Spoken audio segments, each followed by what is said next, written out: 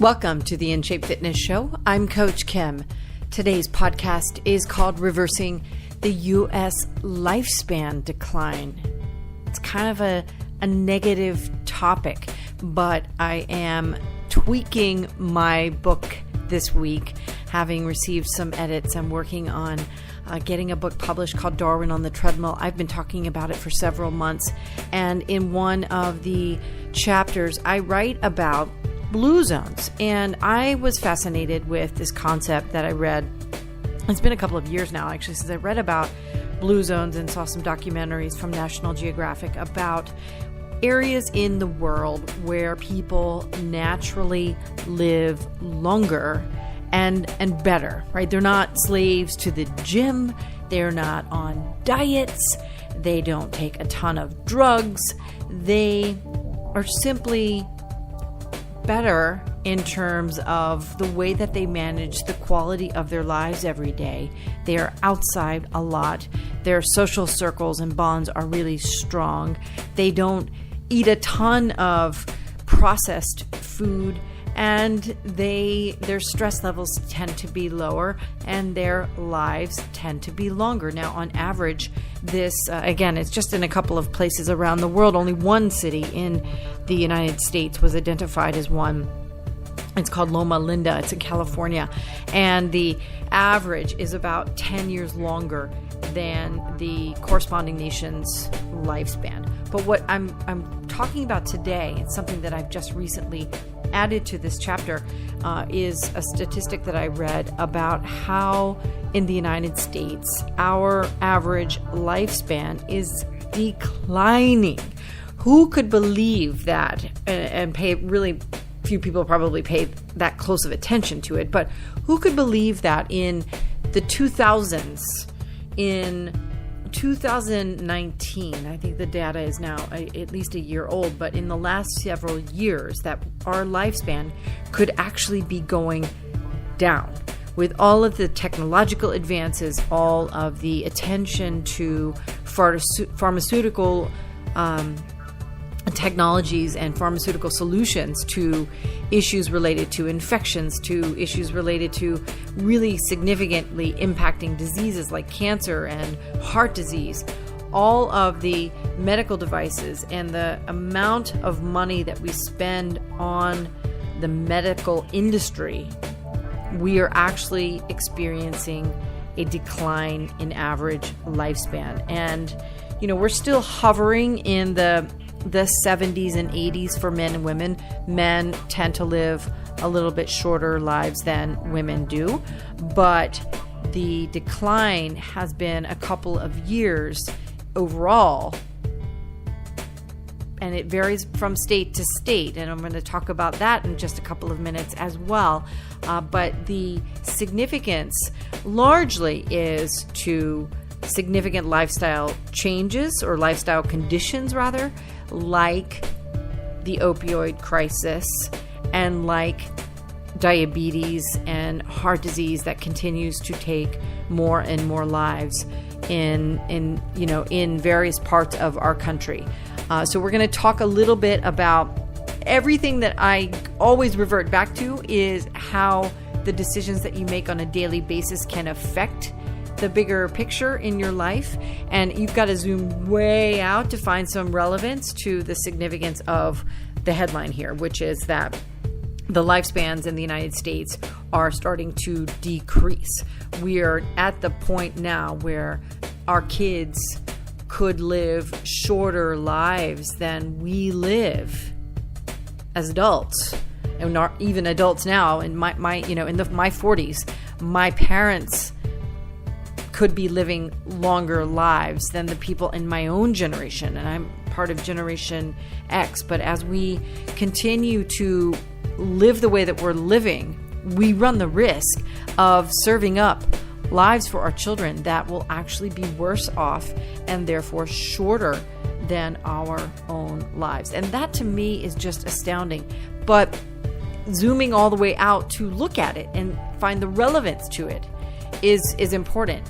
But then you've got to zoom right back down to the ground level, to microscoping your own daily actions. And this is where I think that zooming out and zooming in, the ability to do that is where most people make the biggest mistakes, because it's a hindrance to your daily schedule to get up and think about the things that you can do, the choices that you can make, the impact that you can have on your own life when you're so busy with all of the things that are sort of coming at you from the moment the alarm clock goes off.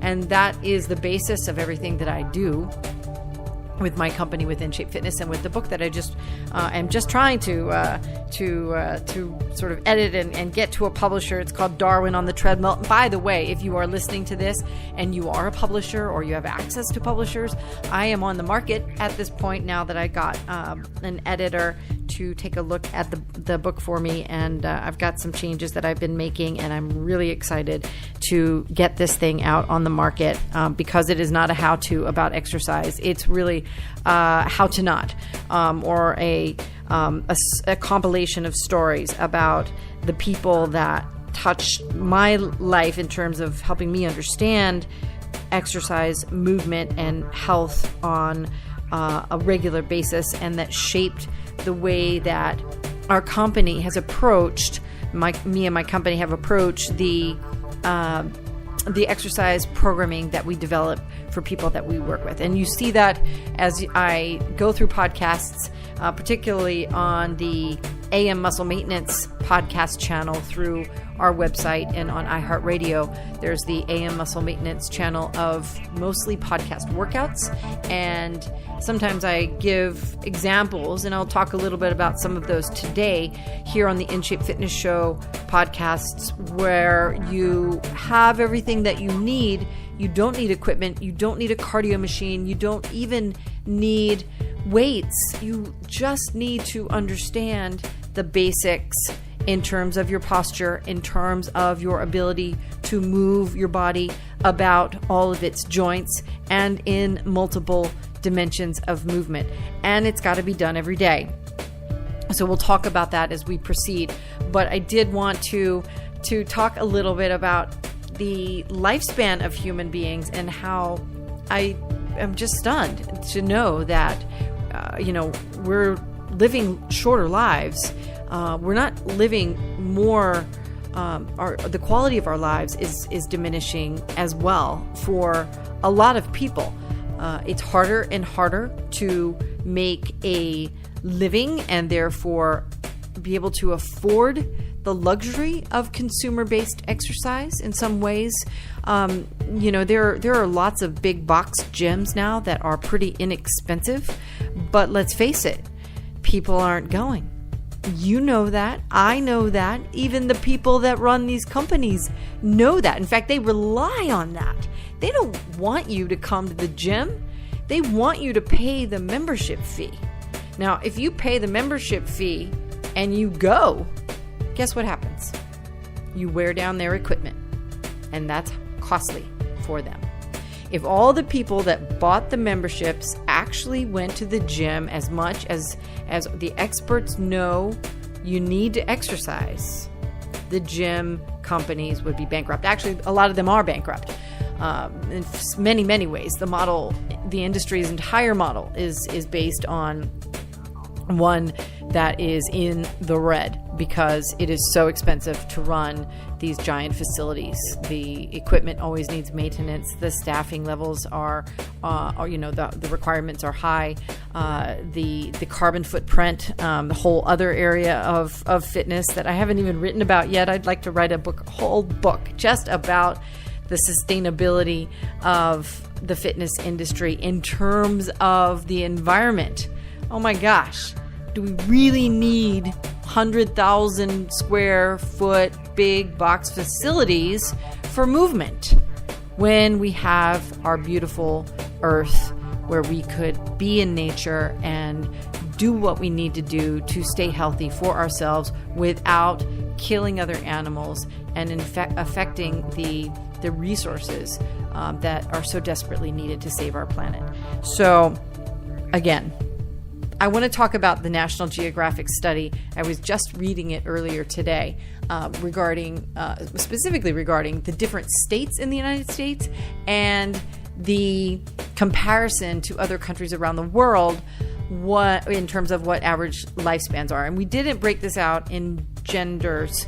As I said before, we know that in the United States, women do tend to live, actually around the world, women do tend to live a little bit longer, but the average in the United States is declining, and it really just is absolutely fascinating to me. Now, if you live in Hawaii, which is not where the blue zone was identified, and I actually found that quite fascinating, but in California, just below Hawaii, and in actually New York, where I am based, the average life expectancy at birth, and this is for the year 2017, is around 81 years old for both men and women combined, right? So just over 81 in Hawaii, and then just under in California and New York.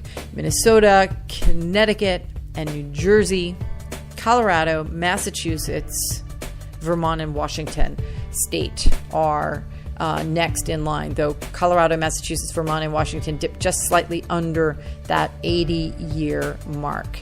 Now, what's crazy is when you hit, you get to the middle for the United States is in the mid 70s, like 78 and a half years old, right? But when you go into some of the southern states, wow, and this is really frightening, I think, to me. You're below 75 years old in Mississippi, West Virginia, Alabama, and just barely above 75 in Arkansas, Louisiana, and Oklahoma. Fascinating. So that's the variation.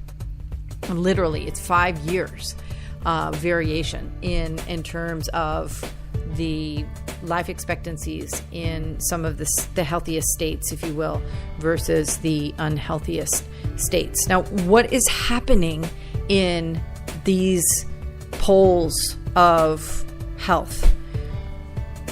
If you pay close attention to economics, and I do not, I'm not going to even try to make correct, sort of data-based relationships to things like salaries and the cost of living and perhaps real estate values, those kinds of things. But it seems to me that there is something akin, there are relationships that probably could be drawn, and it's something to be mindful of. The thing that is not happening in the states that have the lowest life expectancy is, in many ways,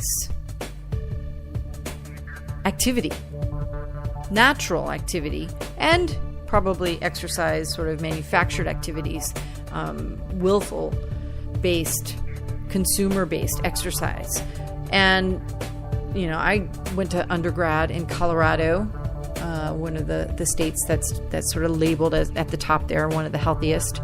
I go there now, and even back then when I was in college, I actually went to the gym, but going there now and seeing the monstrosities that have been erected to perpetuate the consumer need for willful exercise is kind of frightening to me. Whereas if you're looking at something like a blue zone in terms of Okinawa or on the Mediterranean, the true blue zone concept is not about a big box gym. It's not about a Pilates class or a spin class or boot camps. It's about a natural affinity towards choices that perpetuate healthy conditions for living without all the bells and whistles that we like to buy in the United States. People, as I said at the very beginning, people in the blue zones. Again, this is a National Geographic study. I'd love to see that there were more cities, actually, more locations around the world starting to develop these characteristics. Unfortunately, it hasn't really been happening. It certainly isn't happening in the United States, but the places like in Okinawa and along the Mediterranean, I think there are a couple in South America, there are fewer gyms. There are not people out there, going to the boot camp classes and, sort of slaving away, sweating bullets to get ripped abs and toned muscles in gym facilities, in any sort of workout studio environment. They're naturally going out into nature, they're hiking, they're biking, they are maybe running and jogging, they are swimming, they're laboring, they're gardening and taking care of their community. They might be planting trees and climbing rocks and exploring the mountainside. They are not dieting. They are not looking to fit into a tiny black dress, but rather they are eating, gardening, and harvesting food and eating around a community table or a family table, having cooked their meals and enjoying the sort of social contract within the sort of confines of nutrition at its basic level. Now, in the United States, we are working our butts off, and a lot of us work so hard that we get up, we make it out the door, we find our place with respect to making money, whether it is, sitting at a desk computing data for a technology company or a banking company maybe, or driving a car a couple of hours and spending our time in a library writing and working on our general knowledge to improve our lives, to get ahead. We're busy working a couple of jobs, taking care of kids, being a good student, being a good kid, being a good son or daughter. Those are all sort of drains on the experiences that we have in terms of making really good choices. And so by the nature of our economy, by the nature of the cost of living, we tend to work a lot. And so we don't tend to spend as much time acting on the ways that are going to make our bodies healthier. This is where things are breaking down in the United States. This is why our dependency on pre-manufactured, prepackaged, and pre-manufactured foods, and why consumer-based exercise solutions have become mainstream. I mean, they're more than mainstream. They're habitual. They are a given for almost everyone that Sure, there are people like me that poo-poo the gym. There are lots of us. In fact, because I'm a running coach, I do get the benefit of working with a lot of people that view, pitter-pattering along the bridle path in Central Park, or on the side of the up and down the west side of Manhattan, where we do lots of running. They much prefer that to going into a gym. But the bottom line is that for most people, the day begins with some, alarm clock, something wakes you up, and then you get yourself on schedule. You try to stay on schedule. And that often means eating when you can, shoveling a few bites in here and there, maybe grabbing a quick bite as you're, for New Yorkers in a walking city, walking down the street, or maybe in a fast food, at a fast food window if you're driving in a car.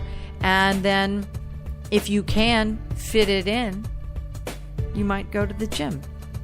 And guess what? It's not working. It's not working. And the lifespan decline, yes, it is caused, the article refers to the opioid crisis and to some of the lifestyle conditions. Those are the specific data points that can point to this decline in lifespan.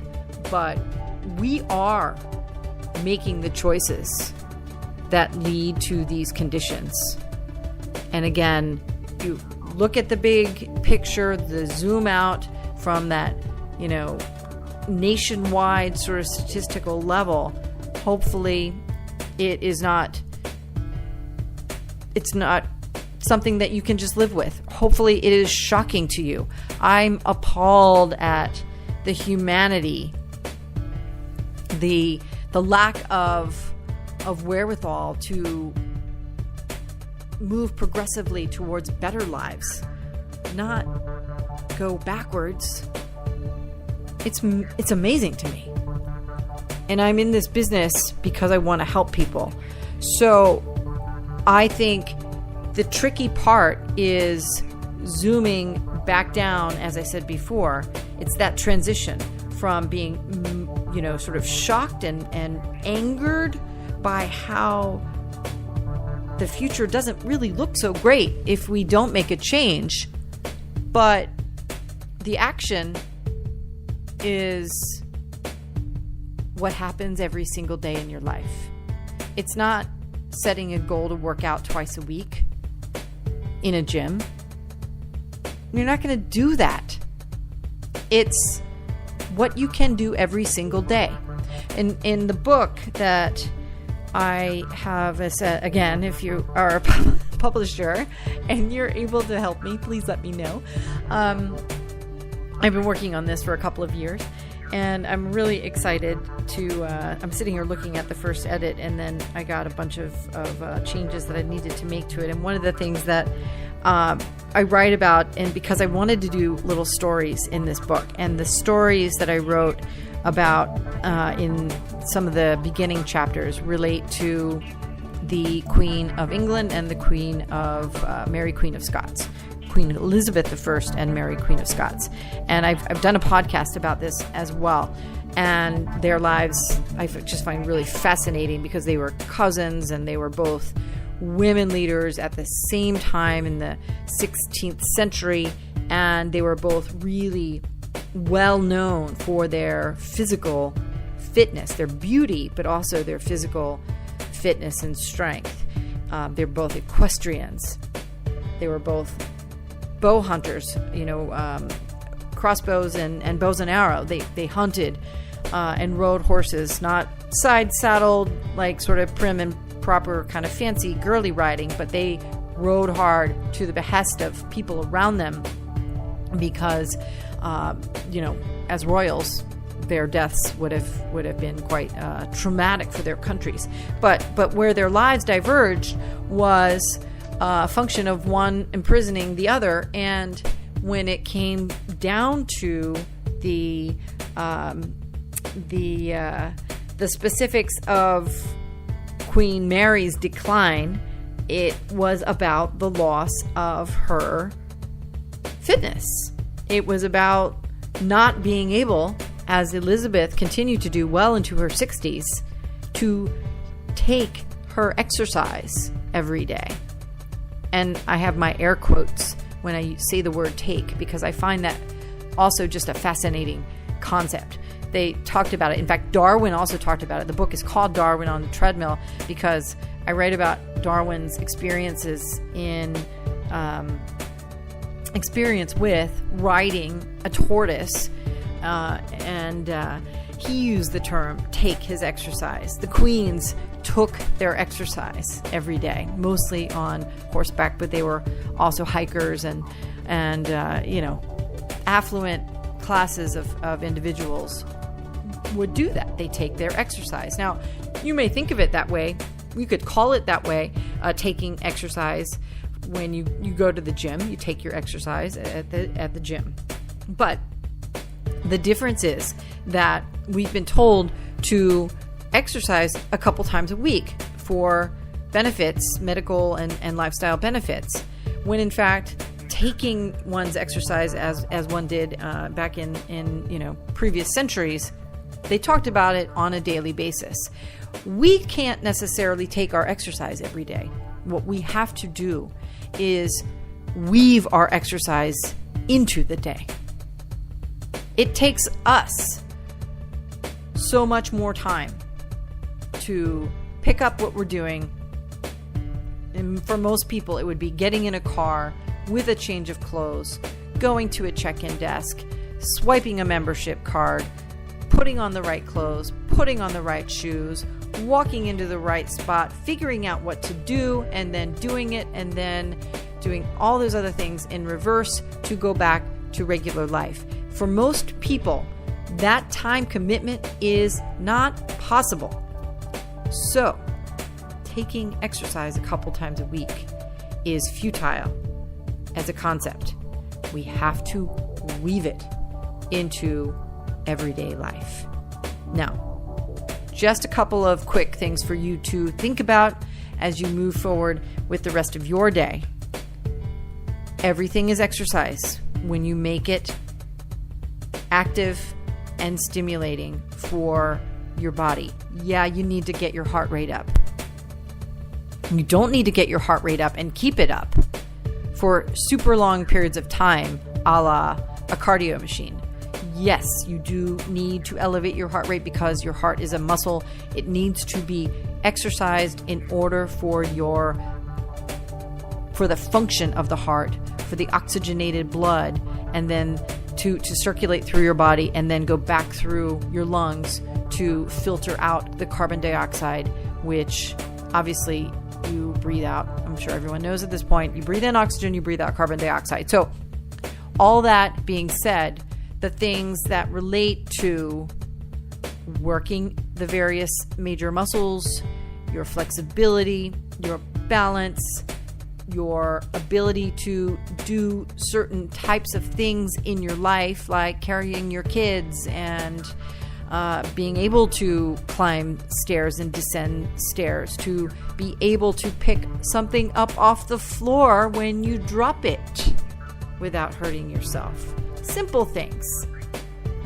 Those are all parts of your life that will benefit from and be attributed to choices you make every single day. So when you sit up straight.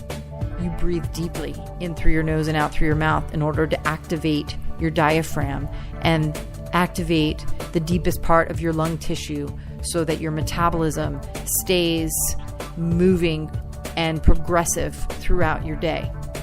You take the stairs as often as you possibly can. You use the right muscles as you stand from a chair, and you want to stand at least every hour in order to ensure that your body doesn't revert into this sort of stasis, inertia that affects various parts of your pelvis and your core. And then, of course, you want to do some movements every single day. AM Muscle Maintenance podcasts are a great way to do that. In fact, just last week, I did a sequence that I developed with my 91-year-old fitness client here in New York City. Actually, he turns 91 next month. And I will leave you with this. He's 91. He is still doing this exercise regimen every day. He's an interesting, learned man, polymath, really, really fascinating individual who has worked in finance and worked in government and done so many different things. And one of the things that he does is every year he writes a witty book about some random topic, and things like the benefits of citrus fruits and the beauty of Asian rugs and various anecdotal types of things with respect to the political positions that he's held. So this year, we're working together on his sequence of exercises that we have created over the years. We've been working together for about 6 years now, and that will come out later in the year, sometime around the holidays, later in 2019. But go to last week's AM Muscle Maintenance, and you'll be able to take a listen in on this short. It's about 15 exercises. We do them one circuit, 10 times each, and then he's done. So I'll leave you with that. Have a great rest of the week. I will be back again next week with another episode of the In Shape Fitness Show. But if you do have questions or comments about this or any of our other podcasts or workouts, please let me know. You can reach me here on the podcast channel at Spreaker, through iHeartRadio, our website, bodybyInShape.com, or social media. Have a great day.